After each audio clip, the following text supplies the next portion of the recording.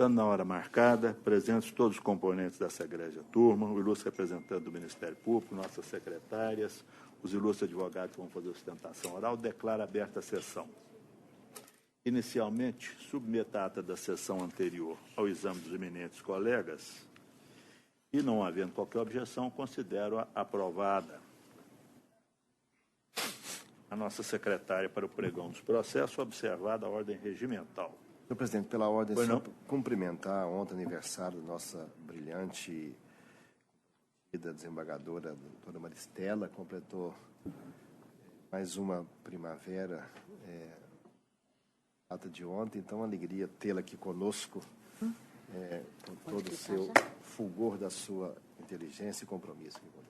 Aderi inteiramente aos votos de congratulação de Vossa Excelência, e só assim não procedi, porque eu não sabia, né? Normalmente essas coisas ficam escondidas, então só Vossa Excelência não, é porque revelou. Olhando para ela, nem parece. Não, nem parece.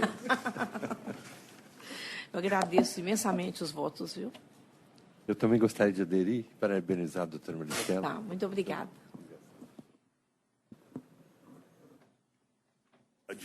Pode. Começando pela pauta PJE, doutor Jales, falará o advogado, o 22 da pauta, ele é adiado. Processo 22 da pauta, o advogado está presente para assistir.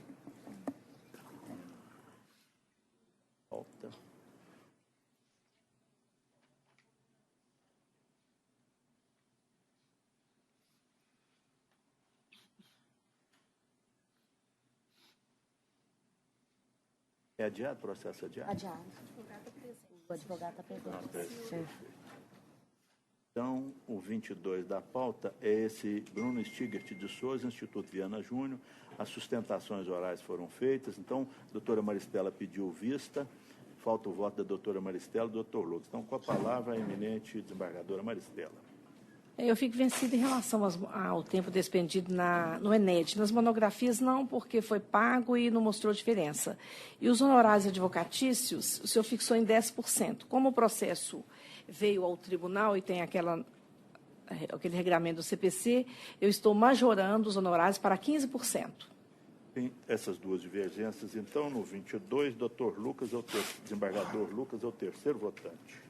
Senhor presidente, eu originalmente peço vênia para acompanhar o voto do relator. Agora, estou achando interessante a posição da doutora Maristela em relação aos honorários, já que veio aqui ao tribunal, né? Aí a sugestão da senhora está sendo... Majorar para 15%. Para 15%. Eu não entendi esses honorários. O juiz fixou uma causa complexa dessa, coletiva de testemunha. Diversas matérias. R$1.000. Que remunera bem. O meritíssimo juiz havia fixado em 5%. Aí eu elevei para 10%. Não, o juiz fixou em R$1.000. Eu não entendi. O juiz fixou em R$1.000. É base 5%, né? 5%, deve ter sido assim. Então, tá, eu peço vênia para acompanhar a divergência em relação aos honorários. Vossa Excelência fixa em 20% ou 15%? Eu acompanho. Não, o meu é 15%. 15%. Eu fixo em 15% por causa da Lei 5.584. Então, 15%? Sim, senhor. Então, nós vamos alterar aqui. A conclusão fica o seguinte: conheço de ambos os recursos ordinários. No mérito, nego provimento ao apelo da reclamada e dou parcial provimento ao apelo do reclamante para elevar para 15% os honorários periciais. Para efeito de incidência da contribuição previdenciária, fica declarada a natureza indenizatória da parcela acrescentada da condenação, mantido o valor optado da condenação, porque ainda é compatível. Vencida, em parte, a desembargadora Maristela, quanto ao tema... Horas extras. Ao tema do... Reclamante. Tempo de ENED. Tempo de monografias. Não, não é monografia, não. ENED? Só coloca hora extras. Melhor, né? Aqui a Vossa Excelência escreveu que acompanhamento de monografias e no ENED. Não, a monografias eu estou retirando. É só ENED mesmo. Então, é só no ENED. Tempo de trabalho no ENED. Né? É trabalho no ENED, isso mesmo. O resultado fica proclamado. Bom dia, doutores. Eu depois faço a adaptação, adaptar. Continua no doutor Janos? Próximo da pauta? Agora é 13. Passando para a pauta do doutor Sebastião, PJE. Número 12 da pauta. Falará o advogado Dr. Paulo de Tarso Ribeiro Bueno, pela recorrente reclamada. Então, o processo 12 da pauta tem um 11.589/91/2016, recorrente William de Melo Monteiro, recorrido Pampulha Turismo Limitada, microempresa. Com a palavra, o eminente relator, para anunciar a sua proposta. Senhor presidente, eu estou propondo dar um parcial provimento, conhecer, para determinar que na apuração das horas extras, a perita observe o entendimento da súmula 85, item 4, e demonstre matematicamente que já o observou. O laudo não ficou com muita clareza nesse sentido, devendo ainda apurar se há gozo de descanso em domingo e feriado, e devendo finalmente restringir o cômodo das horas extras em decorrência de inobservância do intervalo entre a jornada aos dias em que não houver apontamento de seu gozo nos controles de ponto ou quando ele houver sido inferior a 1 hora, salvo quanto aos minutos de tolerância nos moldes da súmula 366. Então, essa é a minha proposta de voto. Com a palavra, o ilustre procurador. Excelência, parece que já foi dado um provimento interessante. Gostaria só de saber, em relação à questão de compensação dentro bimestral que é prevista na lei, se por acaso também foi dado provimento nesse sentido. Eu estou determinando a compensação na forma da súmula 85, né? Dentro das 44. O adicional acima do 44, a hora cheia. O perito vai demonstrar isso, que o laudo não deixou isso com clareza. Okay. Excelência, bom dia. Bom dia. Demais componentes da turma também. Então, insistir realmente só nessa questão da compensação, porque é uma compensação válida, é uma compensação prevista na convenção e não há porquê deferi-la apenas na forma da súmula 85, tem que se deferi-la amplamente, de forma a se compensar todas as horas a partir da 44ª, dentro dos 2 meses. Ela é um banco de horas, e sendo um banco de horas, a questão de hora extra não lhe afeta na forma da própria súmula 85, inciso 5º. Então, data vênia, para ampliar, então, o provimento já proposto pelo relator, no sentido de validar completamente essa compensação. Obrigado. Foi não. Palavra, eminente relator. Senhor presidente, o resultado praticamente vai ser o mesmo, mas, de todo modo, o fundamento para não deferir a compensação ampla é da própria súmula, que a prestação habitual de horas extras descaracteriza a negociação coletiva. É isso que eu estou fazendo. Então, eu mantenho a proposta de voto. Não. Eu peço, a Vossa Excelência, que eu aplico a norma coletiva como ela foi, depois dessas 2 decisões do STF Supremo Tribunal Federal, e agora, mais do que nunca, eu aplico a norma coletiva como consta, sem nenhuma objeção. Então, minha divergência é nesse ponto. Eu determinava a compensação na forma da cláusula da norma coletiva. Colho o voto da terceira votante, desembargadora Maristela. Senhor presidente, eu estou numa dúvida aqui, que eu determino a compensação na forma da norma coletiva. E, como no voto é um sumaríssimo, né, está confirmando os termos da sentença, eu voltei na sentença, a sentença não fala muito da norma coletiva, eu vou pedir vista para... Eu vou desempatar, eu vou pedir vista para a próxima sessão. Então, colhidos os votos do eminente relator e do segundo votante, a terceira votante, desembargadora Maristela, pediu vista do processo e a conclusão do julgamento fica adiada para a próxima semana. O ilustre advogado já fica intimado desse término do julgamento na próxima sessão.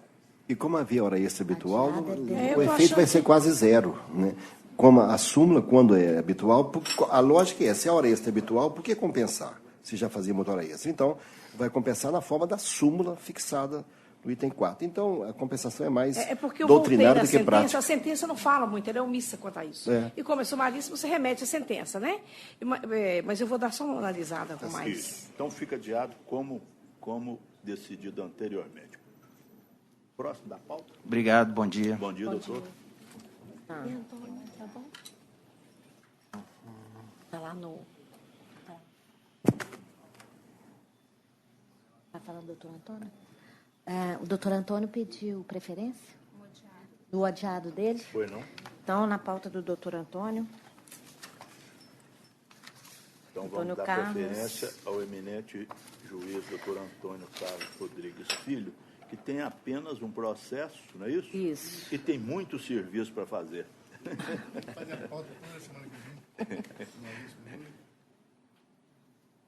Pode fazer o pregão, então? Ele não tem sustentação, é um processo Faz só. o pregão só do processo das partes. Tem que abrir assim. É esse mesmo. Processo 11.245.29.2016.503.0037, recorrente Sebastião Tomás da Silva Júnior, Telemon Engenharia e outros, e recorrido os mesmos. Com a palavra, o eminente relator. Dizia respeito ao sobrestamento ou não do caso, que é parador e instalador de linha, e havia uma certa dúvida com relação a esse tema. Parece-me que a questão já foi resolvida com a adoção da tese prevalecente, número 5 do nosso tribunal. E o meu julgamento está conforme a tese. Então, os embargos, eu estive analisando os embargos de declaração interpostos da decisão do ministro Teori Zavascki, não se adequa à hipótese dos autos, não. É outra coisa. É call center. E não diz respeito a esse caso. Por isso, eu estou propondo o julgamento do processo nessa sessão e já estou pronto aqui para votar a conclusão. Pois não. Só superar essa questão do sobrestamento. Pois não. Quem é o segundo votante? Doutor Antônio Carlos? Doutor Lucas, desembargador Lucas. Estou acompanhando o relator. Está de acordo com o relator? Terceiro votante, Senhor desembargador presidente, Sebastião? nós já julgamos aqui, houve esclarecimento, eu não tenho de pronto aqui, que se estendia também. Não se trata da situação do IUJ adotado na sessão, porque essa determinação que veio do Supremo, que é que esse processo de rito repetitivo é um pouco diverso. Mas isso também não vai fazer muita diferença. Eu fico vencido, então, só no ponto. A sentença fica vencida em parte no sobrestamento. Então, eu proclamo que, por maioria, prevaleceu o voto do eminente relator, vencido em parte o desembargador Sebastião Geraldo, quanto ao tema do sobrestamento.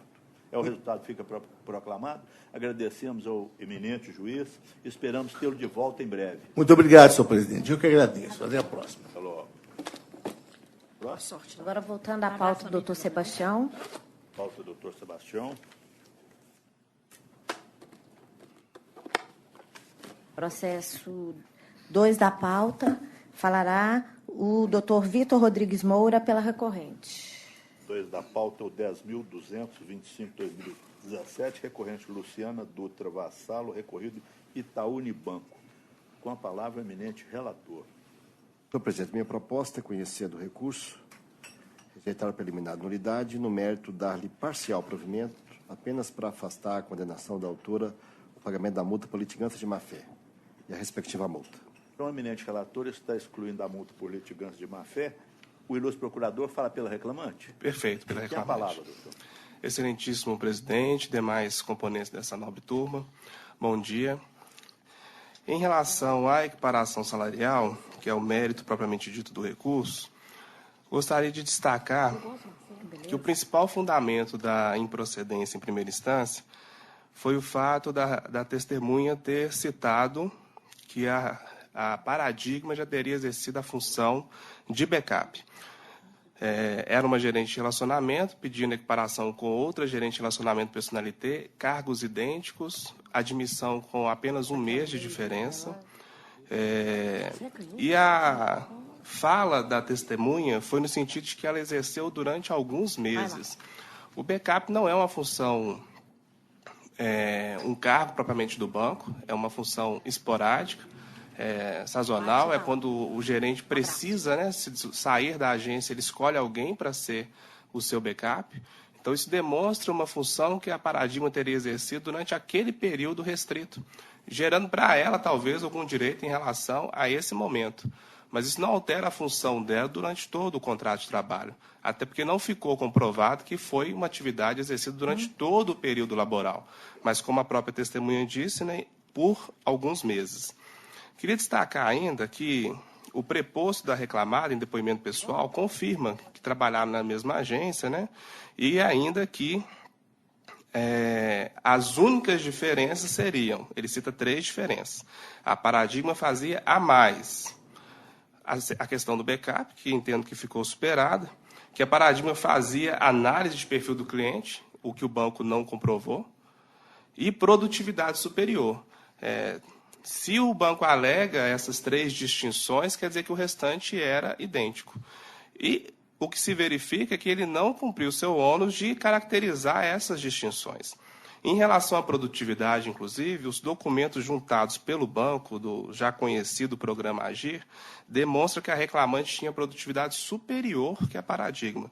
No ano de 2014, quando ambas foram admitidas, a reclamante conseguiu atingir faixa de premiação, que era a faixa 5, enquanto a Paradigma nem atingiu, ela não era nem elegível no programa. No ano seguinte, embora ambas estivessem na mesma faixa, com a mesma pontuação, 9.000 pontos, faixa 3, a reclamante era ouro, enquanto a Paradigma era bronze. Então, a própria documentação trazida aos autos pelo banco demonstra que a produtividade da reclamante seria superior, ficando afastado também essa alegação da empresa. Tendo em vista, então, essas questões, né, essas principais questões trazidas, quais sejam a ausência de exercício efetivo de backup durante todo o período, mas só apenas durante um breve espaço de tempo, que foi 3 meses citados pela testemunha. O fato da reclamante ser mais produtiva e o fato que a única testemunha ouvida nos autos comprovou ainda que a função era a mesma, que a atividade era a mesma e que não havia essas distinções, é que requer que, quanto ao pleito de equiparação salarial, caso o doutor relator entenda por modificar seu voto, tendo em vista esses destaques, ou caso ele mantenha que os demais julgadores não acompanhem, porque realmente ficou comprovada a identidade funcional. É o que se requer. Eminente relator. Senhor presidente, o ponto que tem aqui divergência da litigância de má-fé, eu estou afastando por entender, apesar de que pode pairar sim uma certa dúvida se é uma simples estratégia ou é uma atitude ilegítima, mas eu não vislumbro que chegue ao ponto de caracterizar uma atitude ilegal e ilegítima, até porque quando há carência de provas é melhor partir mesmo a reclamação para a parte ter possibilidade de produzir prova. Então, eu não vislumbro nisso um comportamento ilegal. Não é vedado, não é proibido. E o fato de, num caso, pedir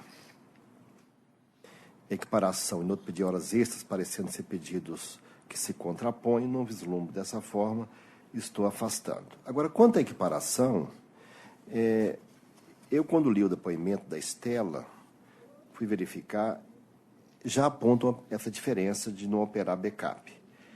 E o depoimento, aí fui verificar se tinha mais depoimentos. Quando abri a ata, percebi um detalhe que me chamou a atenção. Essa Estela, ela mentiu em juízo e o juiz captou a falsidade dela no ato, que quando foi inquirida se movia ação contra a empresa, confirmou que sim. Se ela tinha pedido dano moral, falou que não. Mas o procurador falou, excelência, ela pediu dano moral sim. Falei, eu tinha me esquecido.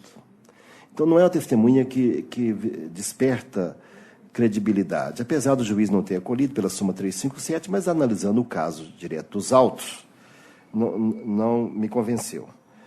Está na ata de audiência. E, além disto, foi uma única testemunha. Se o ônus de provar o fato constitutivo, já que o formou contraditório era da reclamante, uma testemunha que tem a mesma ação, com o mesmo pedido, inclusive pedindo dano moral contra o banco, sinal que ela sentiu moralmente atingida pelo banco, então a isenção dela já começa a ficar comprometida. Ainda mais que ela mentiu e o juiz registrou isso em ata. Portanto, não há identidade, pode haver semelhança, e por isso que eu mantenho a decisão de primeiro grau que não deferiu equiparação. E eu mantenho a proposta de voto.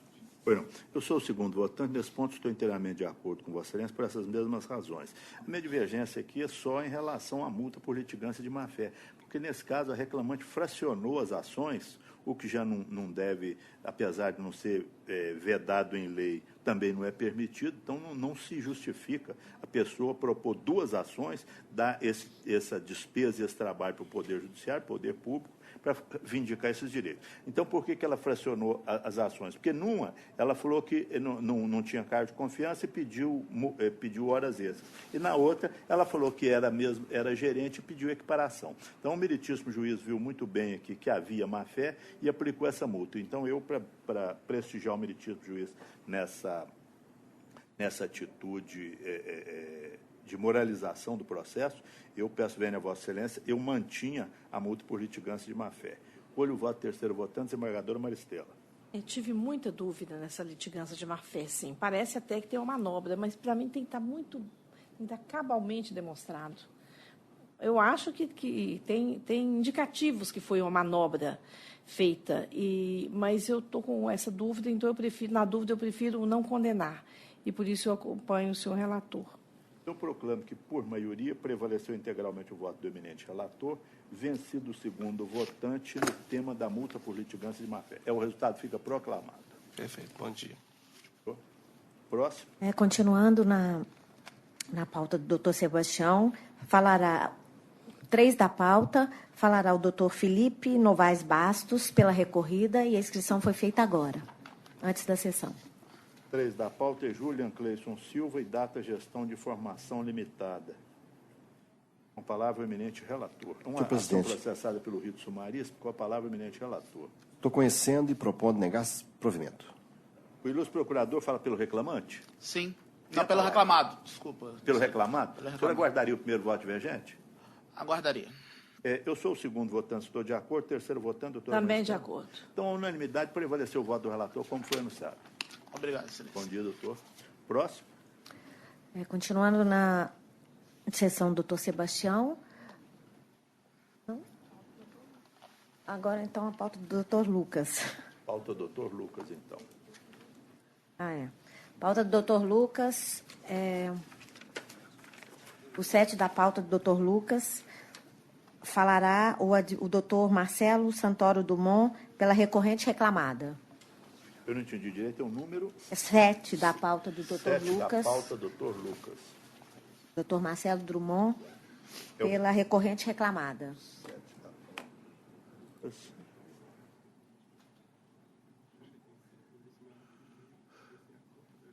pauta. 10.732? 10.732. 10.732, Luciano Mezencio da Silva, Avivar Alimentos Limitada, recorridos os mesmos. Com a palavra, o eminente relator.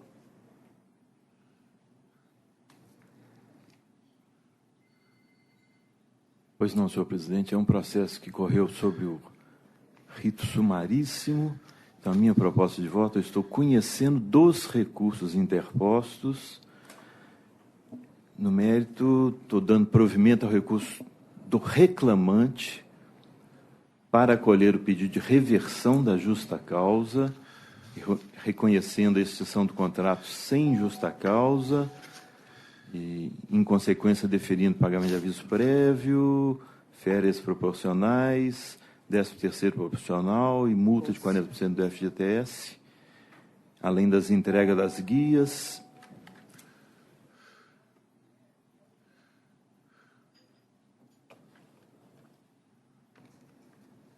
Quanto ao mais, eu estou mantendo a sentença por seus próprios fundamentos.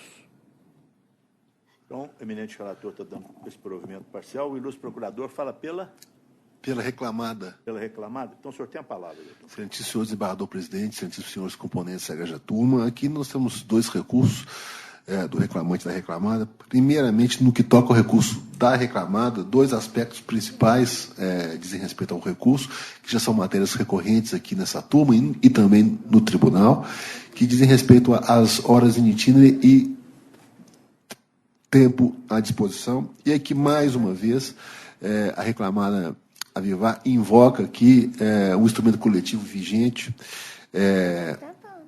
em relação à categoria, na medida em que foi pactuada a questão do não pagamento de horas in itinere, entende então a reclamada que, nesse caso, deve prevalecer o instrumento coletivo no que toca às horas in itinere, na esteira do voto do ministro Euri Zavascki, que, no entender da Ré, esse voto tem repercussão geral e, a partir daí, se aplicaria o instrumento coletivo, mesmo porque, inclusive, isso consta das razões do recurso, existem inúmeras cláusulas, né, que contemplam vantagens. Então,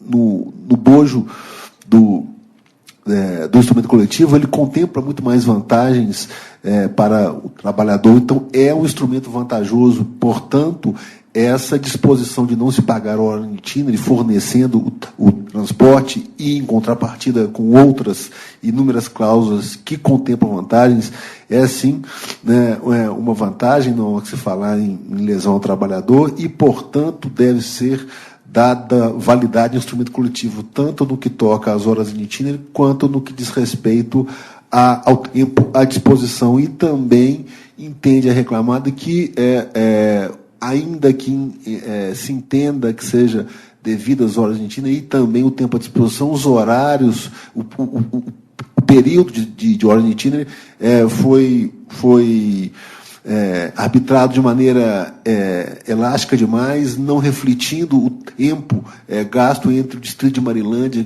que fica em Itapecerica, e o local da empresa, São Sebastião do Oeste, e também no que toca ao tempo à disposição, os 16 minutos, 8 no começo e 8 no final, também não retratam a realidade. No mais, quanto ao recurso do reclamante, vem buscar aqui a ré, no caso aqui agora recorrida, que seja mantida integralmente aqui nesse ponto a sentença. Porque o doutor juiz pontuou muito bem que, ao longo de um contrato de um período de cerca de 2 anos, o reclamante ele veio cometendo inúmeras faltas, inúmeros atos faltosos, né, relativos à ausência, a atrasos, relativos à desídia, sendo progressivamente punido com advertências, suspensões. E, antes da punição máxima, ele sofreu 5 punições entre advertências e suspensões, começando com advertências, depois progredindo para suspensões. Então, houve aqui todo o tratamento pedagógico no que toca a essas faltas, né, decorrentes de atraso, faltas, ou seja, desídia, artigo 482, a linha E da CLT, culminando, né, com a dispensa por justa causa na 6ª falta cometida. Então, a sentença, no sentido da reclamada, ela está absolutamente perfeita no que toca a essa questão, na medida em que o juiz de primeiro grau percebeu, né, o ânimos faltoso, né, do reclamante em inúmeras vezes cometer as faltas, né, por desídia e ser advertido em julho de 2015, depois novamente em setembro de 2015, depois suspenso em abril de 2016, em maio, em julho, e depois culminando com a dispensa por justa causa. Então, há aqui uma progressão pedagógica de punições, há punições reiteradas e faltas reiteradas, e a alegação do reclamante de que faltou por motivo de saúde não ficou comprovado nos autos, ele não trouxe nenhum documento que comprove isso o juiz de primeiro grau também abordou. Então, data máxima vem do voto do ilustre relator, vem aqui buscar a reclamada seja mantida a sentença no que toca à declaração de dispensa por justa causa. Sem mais. Com a palavra, eminente relator. Pois não, senhor presidente. Primeiro, eu cumprimento o ilustre advogado pela sustentação oral, como sempre, com muita substância, trazendo fortes fundamentos. Mas eu peço vênia para manter o voto como proposto. Em relação ao recurso da reclamada, esses casos estão sendo enfrentados em todas as sessões do tribunal. Essa turma já julgou diversos casos idênticos em relação às horas in itinere dessa empresa. Eu peço vênia para manter o meu entendimento, pelo qual não estou dando validade à cláusula normativa que suprime o direito às horas in itinere, entendendo que essa é a posição majoritária atualmente no TST, e mesmo o instrumento normativo trazendo outras conquistas para a categoria, não vejo como aplicá-lo, já que há essa supressão do pagamento, do direito a essas horas in itinere. E levando em consideração que o juiz considerou a prova emprestada, bem como a própria experiência do magistrado enfrentando essas questões em relação ao tempo gasto para o transporte, os minutos judiciais, bem como uma inspeção judicial que foi realizada nesse caso. Então, eu peço, Vênia, para manter o voto nesse sentido em relação ao recurso da reclamada. Já em relação ao recurso do reclamante, também a questão foi colocada muito corretamente da tribuna, e eu confesso que, tendo em vista esses dados levantados da tribuna, bem como a posição do juiz, me trouxe muitas dúvidas esse caso, mas eu acabei optando por não reconhecer a justa causa, tendo em vista que a última punição aplicada pelas faltas do reclamante, realmente o reclamante cometeu as faltas, como colocadas na tribuna, e teve a punição escalonada devidamente. Mas a última punição aplicada a ele por falta foi no dia 11 de julho de 2016. Depois, quase 9 meses depois, pela nova falta cometida, que foi em 3 de abril de 2017, ele foi diretamente dispensado por justa causa, por desídia. Então, eu entendi que o objetivo pedagógico das penas aplicadas pelas primeiras faltas até julho de 2016 surtiu efeito, e o reclamante parou com aquele comportamento desidioso dele. Veio a ter uma nova falta em 3 de abril, que, pelo que eu registrei aqui, ele chegou atrasado ao trabalho. Então, eu entendi que a aplicação da justa causa só por essa falta, depois de 9 meses da última falta registrada, que não se justificaria, então estou dando provimento nesse sentido. Segundo votante, desembargador Sebastião Geraldo. Senhor presidente, o ponto que chama mais atenção é exatamente esse da justa causa.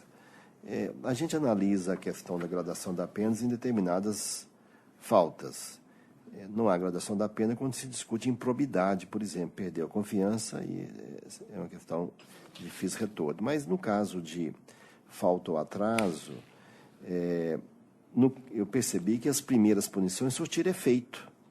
Ele passou um período longo sem qualquer falta, quase 1 ano. E depois, a última, tinha 9 meses, conforme mencionado, e atraso.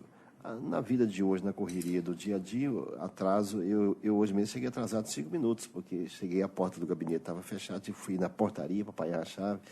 Então, não podemos ter esse rigor tão metódico quanto a isso. Então, eu entendo mais justo acompanhar o relator aqui, de não vislumbra justa causa para a dispensa definitiva, depois de vários meses que ele não tinha qualquer falta ao trabalho. Eu sou o terceiro votante. Em relação ao recurso do reclamante, estou de acordo com Vossas Excelências exatamente por esses motivos. Em relação ao recurso da reclamada, eu peço, Vênia, eu divirjo aqui no tema das horas em Tine e no tempo à disposição, que a primeira decisão do ministro Luiz Barroso foi exatamente que a norma coletiva tem que prevalecer. E a segunda decisão do ministro Zavascki foi que, no caso de... reforçou esse entendimento e diz o seguinte, que no caso das horas in itine também deve prevalecer a convenção coletiva, porque quando não prejudicar o trabalhador e quando tiver havido alguma vantagem. No caso aqui, só fornecimento de transporte já satisfaz essa condição. Então, por essa razão, no recurso da reclamada, eu peço vênia, fico vencido nas horas in itine e no tempo à disposição, de acordo com essas decisões do Excelso Tribunal Federal, e proclamo que, por unanimidade, prevaleceu o voto do relator no recurso do reclamante e, por maioria, no recurso da reclamada, vencido em parte terceiro votante nas horas in itinere e tempo à disposição. O resultado fica proclamado. Obrigado. Prosseguindo na pauta do Dr. Lucas. Perfeito. Prosseguindo na pauta do Dr. Lucas, agora um processo da pauta física. O 9º é o processo... a distância, desculpa. É o 14 da pauta, adiado. A sustentação oral à distância será feita Pelo doutor Rogério Oliveira Salles Figueiredo. Foro de Juiz de Fora. PJE. Não, PJE. A PJE. É o 14 da pauta, foi adiado. Pauta Dr. Lucas, processo número 14.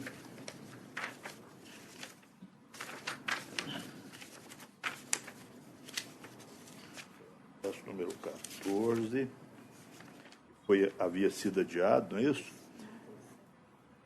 Não teve sustentação oral ainda. Os recorrentes são Leonardo Salles Gonçalves e Codema Engenharia S.A., recorridos os mesmos.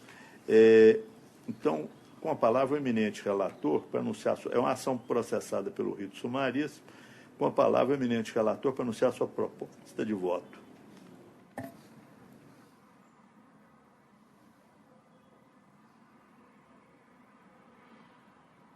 Pois não, senhor presidente. Como o processo correu pelo rito sumaríssimo, então, minha proposta de voto, estou conhecendo dos recursos e negando provimento aos mesmos, mantendo a sentença por seus próprios fundamentos. Essa é a proposta do eminente relator. Com a palavra, o ilustre procurador, que faz sustentação à distância, fala pela reclamatória ou reclamante? Reclamada, senhor presidente. Muito bom dia. Bom dia. Então, o senhor tem a palavra, doutor. Excelentíssimo desembargador presidente, demais componentes dessa egrégia turma, eu peço a vênia apenas para reforçar as razões recursais empresárias no que diz respeito à prevalência da norma coletiva, a um acordo coletivo firmado no que diz respeito ao banco de horas. Não houve qualquer insurgência, os cartões de pontos não foram infirmados pela parte contrária, razão pela qual requer que seja decotada essa parte da condenação. São com essas singelas palavras que peço ver para que seja dado provimento pelos demais votantes no que diz respeito ao recurso empresário. Justiça. Pois não. Com a palavra, eminente relator. Pois não, senhor presidente. Em relação a esse caso, os cartões de ponto foram reputados válidos na sentença e estou acompanhando esse entendimento. Mas, todavia, o acordo coletivo apresentado nos autos, ele é vigente de 21 de agosto de 2016 a 20 de agosto de 2017. Por consequência, ele não contempla o contrato de trabalho do reclamante, que vigorou de novembro de 2015 a julho de 2016. Portanto, entendi que não existe respaldo, acompanhando o entendimento da sentença, não existe respaldo da norma coletiva para dar valor ao banco de horas adotado pela reclamada. Justamente porque o acordo coletivo apresentado não abrange o período do contrato do reclamante. Então, é nesse sentido que eu estou negando provimento ao recurso da reclamada. O segundo votante, desembargador Sebastião Geraldo. Senhor presidente, eu tenho duas pequenas divergências. Nesse aspecto eu estou de acordo, mas quantas horas de transporte, eu entendo, data vênia do juiz de origem, que era ônus da empresa comprovar a compatibilidade. É uma matéria controversa, mas eu penso dessa forma. E quanto à insalubridade, o laudo consta que foi fornecido EPI tipo plug uma vez e não reconheceu a insalubridade por ruído, apesar de ter transcorrido desde novembro até julho de 2016, novembro de 2015 a julho de 2016, e esse EPI tipo plug dura apenas 3 meses em média. Então eu daria provimento no tema da insalubridade e das horas de trajeto. Eminente relator? Pois não, senhor presidente. Eu peço vênia para manter o voto como proposto, entendendo que a prova produzida nesse processo em relação às horas itinerantes comprovou que o local de trabalho era servido por transporte público. O próprio reclamante, em seu depoimento, comprovou-se que havia 2 transportes públicos que serviam à reclamada. Que o ponto ficava a 500 metros de distância da empresa. E em relação a esse transporte, não há dúvidas que os horários atendiam ao horário de trabalho do reclamante. O reclamante, em seu depoimento, informou também que havia um outro transporte público que não ficava 500 metros, mas que chegava até a porta da empresa. E em relação a esse transporte, o reclamante não soube informar se havia horários compatíveis. Então, no meu entender, isso demonstrou que o local de trabalho era servido por transporte público, então não seria o caso de pagamento de horas intines. E em relação à perícia, eu também preferi optar pela conclusão do perito que não viu insalubridade no serviço prestado pelo reclamante. Então, eu peço vênia para manter o voto como proposto. Pois não. Eu sou o terceiro votante, eu peço vênia ao eminente segundo votante para acompanhar Vossa Excelência por duas razões. Primeiro, porque no caso das horas in itinere, existe essa prova. E em relação e nós temos aqui, às vezes, eu vejo em alguns votos, dizendo que quando a empresa fornece o transporte, existe uma presunção que o local é de difícil acesso. O data máxima vênia, não entendo assim, porque entendo que quando o reclamante indica horas in itinere, ele tem que provar o fato constitutivo, o ônus é dele. O fato constitutivo é a falta de transporte público, não a reclamada. Provar fato impeditivo. O pleito aqui é de horas in itinere. Então, acompanho integralmente Vossa Excelência e proclamo que, por maioria, prevaleceu o voto anteriormente anunciado, vencido em parte o desembargador Sebastião Geraldo, só no adicional de salubridade, né, doutor Sebastião? Só para explicar, para não parecer deixa eu só explicar para não parecer. As horas in itinere realmente tem essa dúvida, mas o fundamento do juiz é que ele inverteu o ônus da prova. Eu falei, eu acho que o fato constitutivo é o deslocamento no ônibus. O fato impeditivo, modificativo e extintivo se é serviço de transporte público, se havia pagamento ou não, são outras questões. Mas essa é uma questão duvidosa. Nesse ponto eu vou encampar, já que ele tem essa dúvida. E da insalubridade, eu fico vencido só nesse ponto da insalubridade. Então, vencido em parte o desembargador Sebastião Geraldo, apenas no adicional de salubridade. O resultado fica proclamado. Bom dia, doutor. Bom dia, excelência. Próximo. Agora, passando para a pauta física, processo de relatoria do doutor Lucas, é o 9º da pauta. Falará o doutor Lucas Gaudêncio Pimenta. O 9º da pauta do doutor Lucas é o único da pauta de sustentação oral nos processos impressos ou físicos. Recorrente Sociedade de Ensino Superior Estação Limitada, recorrida Luciana Fernandes Bellini. Recorrente Luciana Fernandes Bellini, recorridos os meus. Com a palavra, o eminente relator. Eu conheço do recurso interposto pela reclamada, exceto quanto aos temas intervalo, intrajornada e justiça gratuita, por ausência de interesse processual, pois não houve condenação nesse sentido e nem foram concedidos os benefícios de gratuidade da justiça à autora. Conheço do recurso interposto pela reclamante. No mérito, eu nego provimento a ambos os apelos. O ilustre procurador fala pela reclamante? Pela reclamante. O senhor tem a palavra, doutor. Bom dia, ilustre presidente, demais desembargadores. Primeiro eu vou tentar aqui em relação às horas extras. O juiz Acó, ele julgou improcedente o pedido ao argumento de que o laudo pericial contábil não apurou diferenças das horas extras. Primeiro, vale ressaltar que é um ponto controverso, porque, primeiro, a reclamada ela deixou de apresentar os cartões de ponto. Ela trouxe aos autos apenas os cartões de ponto de agosto de 2009 a outubro de 2010. Segundo ponto, no que se refere às reuniões, a reclamada não trouxe as atas de reuniões, mesmo confirmando pela testemunha e pela própria preposta que toda reunião havia lavrado atas.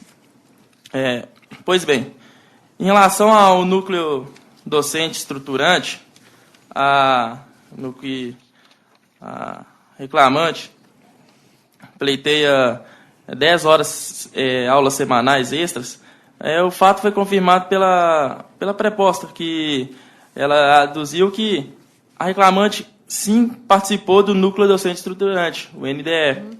Em relação à comissão própria de avaliação, a reclamante ela participou dessa atividade nos anos de 2012 e 2014. Inclusive, foi confessa a reclamada nesse ponto. Em relação ao colegiado de curso, A reclamada também confessou tal fato, que a reclamante participou dessa atividade. Em relação às reuniões, foi requerido, foi pleiteado, 4 reuniões semestrais, e tanto a reclamada quanto as testemunhas confirmaram tal fato. A preposta ela fala que havia, sim, reuniões acadêmicas com os professores 2 vezes por semestre, e cada uma delas com duração em média de 2 horas, sendo que elas não aconteciam aos sábados. Ela só fala que não acontecia aos sábados, e que todas as reuniões aconteciam na parte da manhã ou na parte da noite.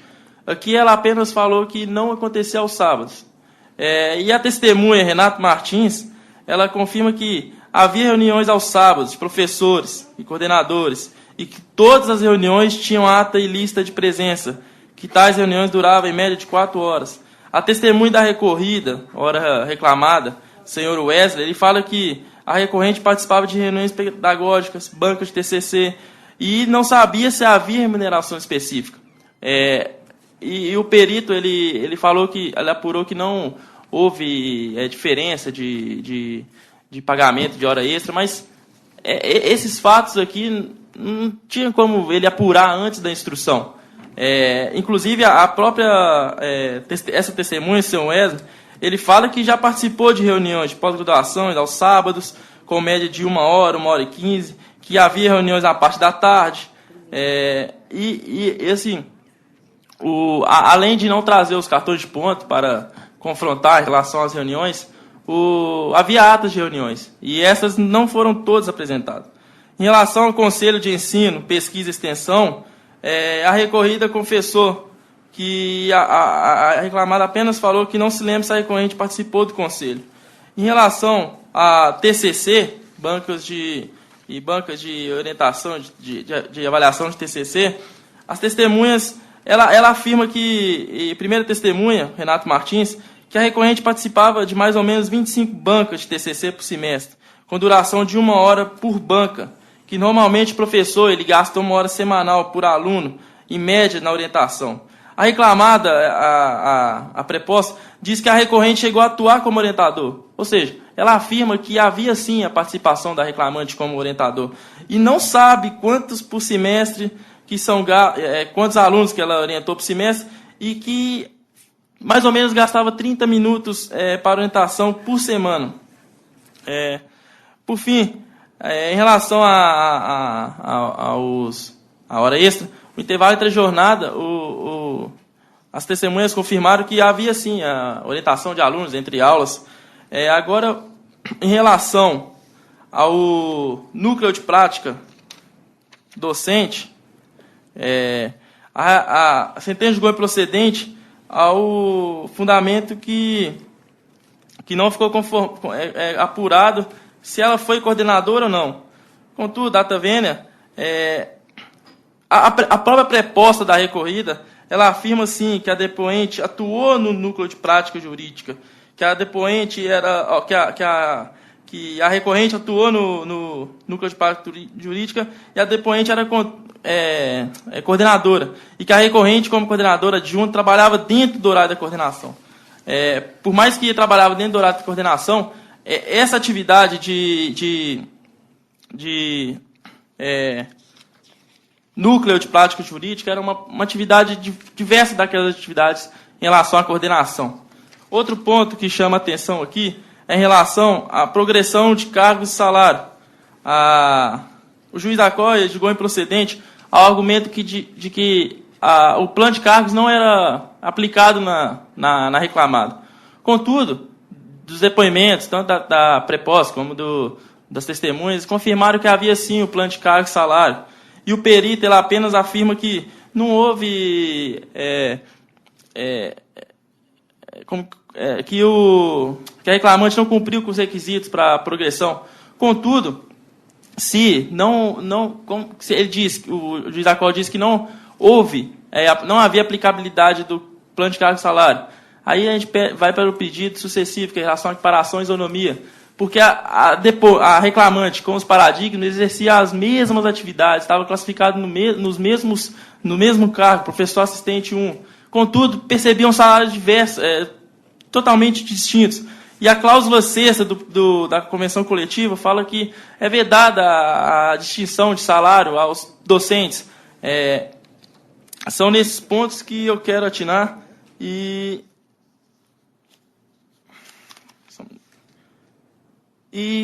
data vênia, se for considerado as horas extras, que seja também aplicado o artigo 384 à reclamante, porque não houve a comprovação de intervalo de 15 minutos entre a hora normal e a jornada extraordinária. Essa é uma sustentação. Data vênia, requer provimento no recurso. Pois não. O eminente relator. Pois não, senhor presidente. No meu voto, eu considerei, como entendi que o juiz também levou em consideração, o conjunto probatório produzido nesse caso. E, com base no conjunto probatório, eu não vejo como alterar a sentença. Em relação à retificação da CTPS, uma testemunha informou que a reclamante, em 2008, substituiu uma determinada professora por problemas de saúde, e que essa citada professora remunerava a autora. No semestre seguinte é que houve a contratação pela reclamada. Então, nesse curto período que lecionou em 2008, o trabalho se deu de forma eventual, em substituição de outra professora. Não vejo como dar outro encaminhamento para essa questão. Já em relação ao salário, também foi feita uma perícia, apurando todas essas questões levantadas pelas partes, e a perícia foi muito esclarecedora e realmente é uma das principais provas produzidas no processo. A reclamante afirmava que recebia um salário hora menor que a da professora Letícia Alves, no curso de Administração e Eventos, que tal professora seria apenas mestre, enquanto a autora é doutora em Direito Privado. Mas ela não se desincumbiu de provar os demais elementos do artigo 461 da CLT, relativamente à modelo indicada, que sequer ministrava aulas no mesmo curso que a autora. Já em relação ao cumprimento da fórmula prevista na cláusula 7ª da Convenção dos Professores, foi apurado na perícia que a reclamada observava a norma coletiva para pagamento mensal da reclamante, conforme resposta direta no quesito número 12, consta as folhas 1186 e seguinte. Já em relação às normas coletivas e função de coordenador, função reconhecida pelo preposto, como ressaltado na tribuna, a reclamante era professora e atuou como coordenadora adjunta no período 2012 e 2014. E recebia horas-aulas como professora e como coordenadora, como consta as folhas 1497. Portanto, a remuneração das funções de professor, de coordenador, se dava pelo número de aulas praticadas pela reclamante. Segundo o perito, a reclamante era professora em tempo integral, que compreende a prestação de 40 horas-aulas semanais, dentre as quais, se conclui, eram realizadas as funções de professora e de coordenadora. E não houve prova de que a reclamante, que existia atividades extraclasse não remuneradas. O perito informou que a fórmula de cálculo da hora-aula prevista na cláusula 7ª da Convenção foi respeitada pela reclamada, não havendo, portanto, diferenças salariais devidas. Da mesma forma, em relação à progressão de cargos, a reclamante indagou o período se recebeu a devida progressão vertical e horizontal de cargo e salário. O perito informou que, para a promoção vertical, há exigência de existência de vagas e comprovação de obtenção da titulação necessária para o acesso ao cargo, e a promoção horizontal tem início após 2 anos de efetivo exercício do magistério superior. Assim, considerando esses critérios estipulados, caberia à autora comprovar o preenchimento dos requisitos exigidos para reenquadramento no cargo de professor adjunto 3, na classe de doutor. não só o tempo de serviço na empresa, e desse ônus ela não se desincumbiu, não produziu provas nesse sentido. Relativamente ao valor do salário hora recebido por outros colegas professores, também não foi comprovado os requisitos do artigo 461 da CLT, pelo qual existiria essa equiparação. O juízo de origem salientou que o pedido da reclamante é contraditório, pois, para fins de progressão funcional, pretende observância do plano de cargos e salários, mas o quer afastado quando se trata de impedimento para fins de equiparação salarial. Então, é nesse sentido que eu estou negando provimento. E são diversos pontos levantados no recurso, eu estou entendendo que no meu voto estão enfrentando todos esses pontos, principalmente pela prova que foi produzida com relevância para a perícia e que apurou todas as questões levantadas no recurso. Já em relação ao núcleo docente estruturante, o perito apurou que todas essas atividades estão inseridas no desempenho das atribuições de professores de tempo integral. E, relativamente aos sábados, a reclamante afirmou em seu depoimento que não era obrigatório o labor nesses dias, como consta as folhas 1497, sendo assim indevidas horas extras postuladas nesse sentido. Então, senhor presidente, peço vênia para manter o voto como proposto, conhecendo e negando provimento aos apelos. Segundo votante, desembargador Sebastião Geraldo. Senhor presidente, a sentença meticulosa do juiz Helder Vasconcelos, e além de ter ouvido longos depoimentos, 3 testemunhas, 2 do reclamante e 1 da reclamada, foi feito perícia, e o laudo pericial também detalha todos os aspectos. Então, eu também estou de acordo em negar provimento a ambos os recursos, pelos fundamentos expostos no voto e prova dos autos. O terceiro votante, também pelos mesmos fundamentos do eminente relator de Vossa Excelência, também acompanho e mantenho essa sentença e proclamo que, por unanimidade, prevaleceu o voto do eminente relator, como foi anunciado anteriormente. O resultado fica proclamado. Bom dia, bom trabalho a todos. Bom dia, doutor.